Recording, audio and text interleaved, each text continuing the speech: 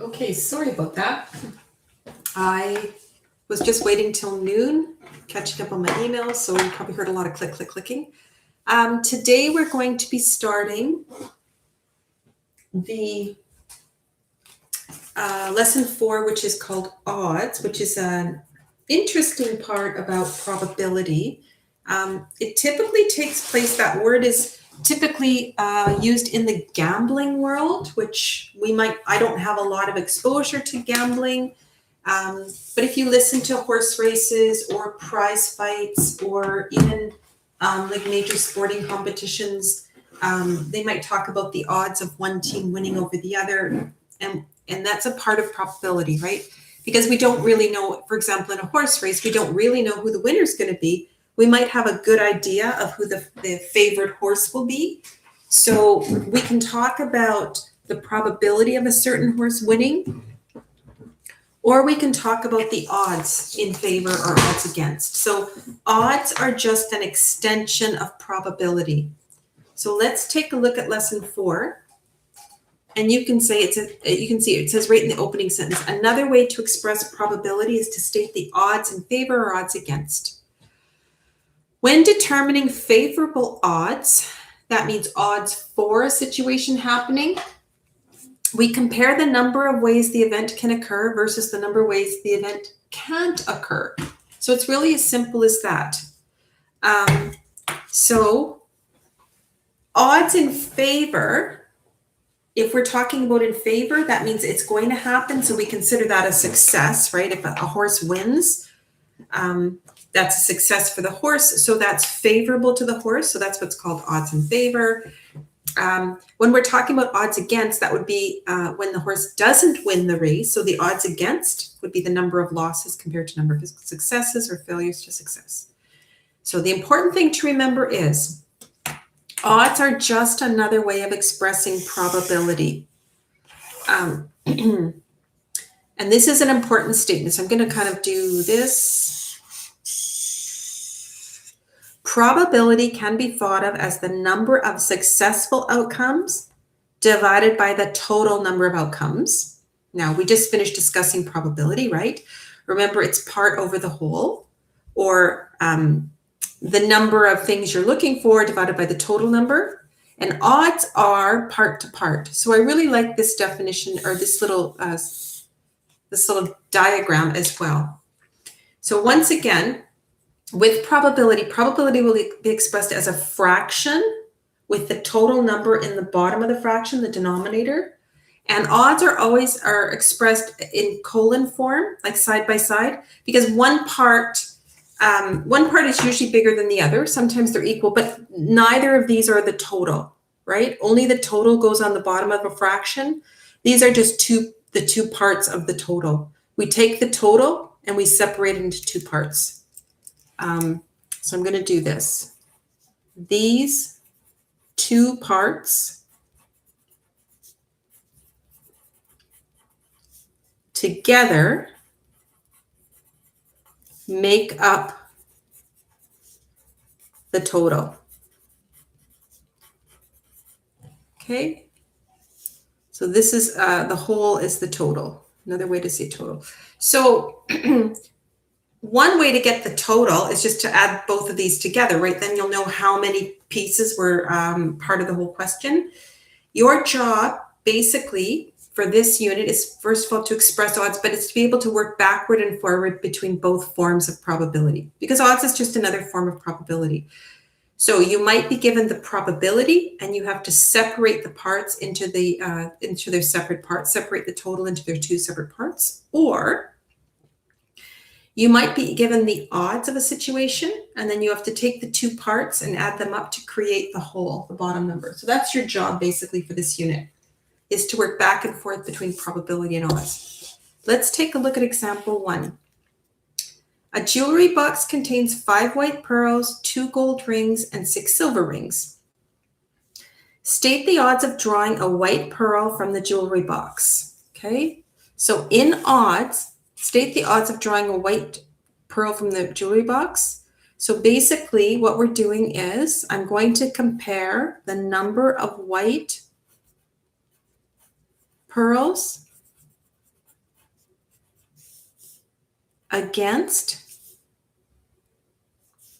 the number of not white pearls, I guess. Okay, so this is what I'm looking for. So how many white pearls are 5? How many items are not white pearls? Let's see, 6, 7, 8, 8. Okay, that's it. In a bag, there are 3 red and 4 green marbles. You pull 1 marble out of the bag. State the odds that the marble you choose is green. Okay, so number of green marbles compared to the number of not green marbles. Okay, so everything else that's not a green marble, So I have 4 green marbles against 3 that are not green. So these are just 2 small subgroups of the total population, right? For here, the total population of the jewelry box was 13 pieces of jewelry. 5 and 8 together make 13. We're just taking that whole amount and dividing it into 2 groups. Here, there were 7 marbles in the bag. If I add these 2 up, I get my 7 marbles. But what I do for odds is I take that large group of 7 and I divide it into its individual groups. Okay, so let's take a look at the next page. You are going to spin a spinner at a car dealership to win a prize. There are 25 sections on the spinner. So we've seen that before, right? On each piece of the spinner are the following. 1 section is a $5,000 gift certificate, 4 are free oil change, and 20 are basically you don't win anything, right? Better luck next time. State the odds of spinning the spinner and getting a prize. Okay, so how many prizes are there? This is a prize, the big prize, and these are the prizes. So there's 5 prizes in total, right? 5 prizes or 5 sections. Let's say prizes. 5 sections with prizes. Okay, spinning the spinner and getting a prize. So there's 5 with a prize. And there's 20 without a prize, okay? Notice that 5 and 20 make 25, and there's 25 sections in total. Always look at how many sections or how many pieces there are in total in the situation. And when you take your odds, if you add these up, they should always add up to the total number. What about part B? Spinning the spinner and not winning the $5,000 prize. Okay, state the odds of not winning the prize. So that means how many ways are there to not win the prize? Well, there are 24 ways to not win the prize and only 1 way to win the prize, right? So this, it's a little tricky, right? But they wanted me to not win the prize. That's what I want the odds for. So this is the number of sections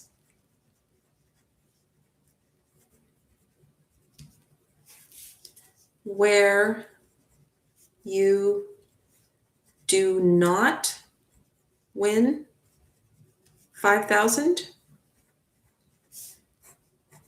And this is the number of sections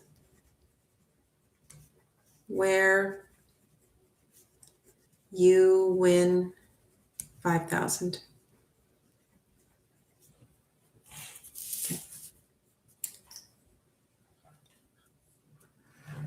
Okay, there are 45 applicants for a job at a local improvement store. Only 5 of those people will be hired. State the odds in favor of one of the applicants getting a job. Okay, so how many people will get the job? 5 will get the job and 40 won't. Right, 45 is my total. State the odds against one of the applicants getting the job. So the odds in favor are 5 to 40. The odds against, all we do is just flip those numbers around. So 40 won't get the job, 5 will. Okay. So that is it for odds. We are going to be doing a bit more with odds. We're going to flip back and forth between odds and probability in the next lesson. Excuse me. So I'm going to turn my mic off and let you work on the assignment now for the rest of the class. And excuse me. And let me know, just chime in, either email me or pop in at live chat and let me know if you have any questions. And maybe towards the end of class, I'll go through a few of these.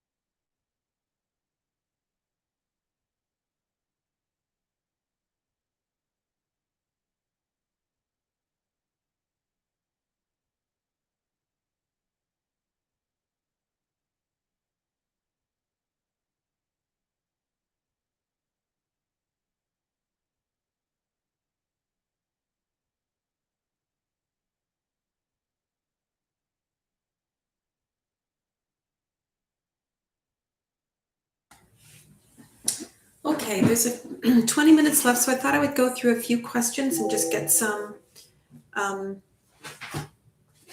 get some responses done, just so you make sure you're on the right track. I know the answers are in the back, so that's great.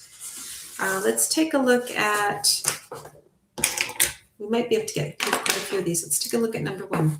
You have a specialized deck of playing cards labeled with letters as shown. So they're playing cards with alphabetical letters.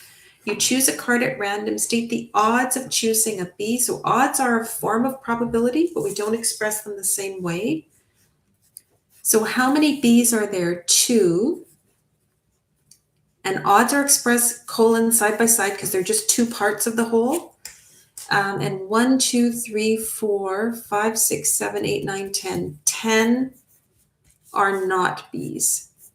A letter that comes after C, well, there's 2 letters that come after C. So again, that's 2, 2, 1, 2, 3, 4, 5, 6, 7, 8, 9, 10. 2 to 10. A vowel, and they've reminded you vowels are A, E, I, O, or U. So there's 3 A's and 1 E. Those are the only vowels. So that would be 4 to 8. 8 are not vowels, right? 1, 2, 3, 4, 5, 6, 7, 8. And a consonant. Well, the consonants are all the other letters, right? The non-vowels. So that would be 8 to 4. Just the reverse of part C. Okay, let's try number 2. At the fair, there's a carnival game where you pick a toy duck out of a pool of water. When you look at the bottom of the duck, so you flip the duck over, you find if you win a prize. If you see an L, you win a large. M means you win medium, and S means you win small. If you don't see anything, you don't win anything. The pond contains 90 ducks. 2 have L, 5 have M, 15 have an S. All right, I'm just going to record this over here. Let's see, 2 are L's, 5 are M's, 15 are S's, and that means the remainder are nothing. So I'm going to figure out how many have nothing in them. So it's going to be 90 subtract 2 subtract 5 subtract 15.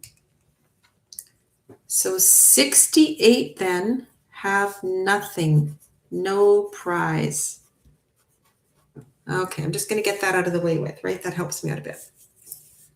I'm going to record my number 2 answers here. If you pick a duck at random, state the odds of winning a prize. Well, these are all prizes, right? 15, 5, 22 have a prize. So that means the odds of winning a prize, 22 have a prize, 68 don't. So prize, no prize. Not winning a prize, well, flipped it over, right? No prize compared to prize. Winning a large prize. All right, there's 2 large prizes. And then the rest, 68 plus 15 plus 5, that is 88, right? If there's 90 prizes in total, 2 and 88 make 90. Winning a medium prize. All right, so how many medium prizes are there? 5 medium prizes. And if there's 90 ducks in total, 5 medium, 85 not medium. Small or medium, well, there's 20 prizes that are small or medium. That leaves 70 without. And not winning a small prize, well, how many ways are there to not win a small prize? Let's see, 90, take away 15, 75 ducks. You pick 75 ducks where you don't win a small prize and 15 where you win the small. So that's it. It's just a different way of looking at probability, right? Let's take a look at number 3. I have to move this up a bit. On a quiz out of 10 marks, the scores of 7 students in the class were 3, 4, 6, 7, 7, 8, and 10. Express the odds that a randomly selected person scored greater than 50%. All right, so these are the scores. The scores are, this is a little tougher, right? What, the scores were 3 out of 10, 4 out of 10, 6 out of 10, 7 out of 10, another 7 out of 10, an 8 out of 10, and a 10 out of 10.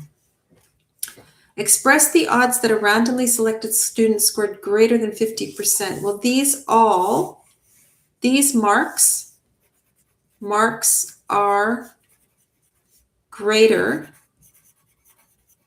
than 50%. Right? 50% would be 5 out of 10. These marks are less than 50%. Okay, so 1, 2, 3, 4, 5. 5 against 2, right? 5 scores are greater than 50, 2 are less than 50. Let's take a look at number 4. Last question, I think, on this assignment. Hopefully you managed to make through most of it before I start to go over it. In your toolkit, you have, just going to move this down a bit, 3 Robertson screwdrivers, 5 Phillips, and 4 flathead. If you pick one screwdriver at random out of your toolkit, state the odds for picking the Phillips. All right, so 5 Phillips, 3 and 4, 7 not Phillips. State the odds against picking flathead. Okay, against flathead. So 8 are not flathead and 4 are flathead. And that's it. So there's no calculation involved in odds other than perhaps maybe adding up a total amount. It's just understanding the definition of odds. So that's it for today. We will continue on with odds on Monday, and I hope you all have a great weekend.